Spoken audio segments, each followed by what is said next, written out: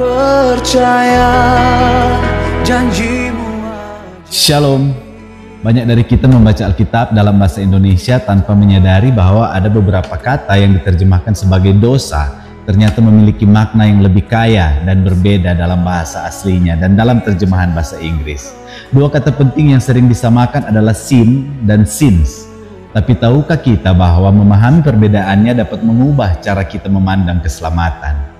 Dalam bahasa Inggris, kata sin dalam bentuk tunggal sering menunjuk pada natur dosa, yaitu akar dosa atau kuasa dosa yang tinggal di dalam manusia sejak kejatuhan Adam dan Hawa. Contoh dalam Roma 6 ayat 14 dalam terjemahan bahasa Inggris tertulis, "For sin shall not have dominion over you." Yang artinya sebab kamu tidak akan dikuasai lagi oleh dosa. Di sini sin bukan menunjuk pada perbuatan dosa melainkan pada kuasa dosa, sebuah prinsip jahat dalam diri manusia yang mengendalikan hidupnya sebelum Kristus. Sejak manusia jatuh ke dalam dosa sewaktu di Taman Eden, manusia telah kehilangan kemuliaan Allah.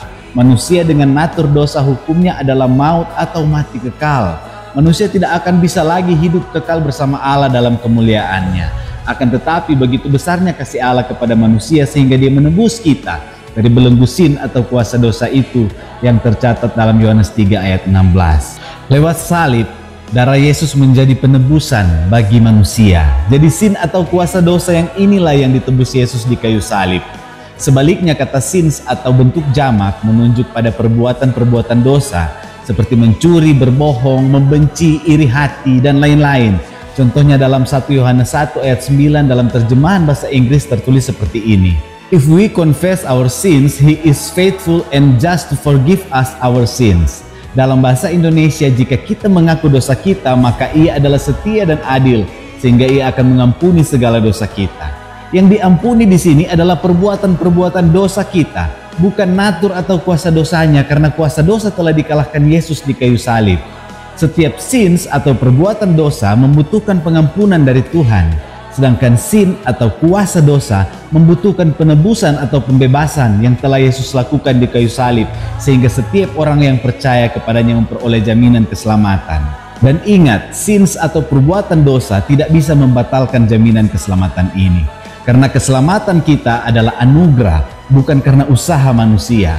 Akan tetapi setiap perbuatan dosa ada konsekuensinya, dan hal yang utama ialah tidak akan berbagian dalam pemerintahan Yesus di kerajaan 1000 tahun, melainkan akan dilemparkan ke dalam kegelapan paling gelap yang penuh ratap dan kertak gigi. Ini bukan neraka, melainkan tempat pendisiplinan selama 1000 tahun sebelum memasuki Yerusalem baru.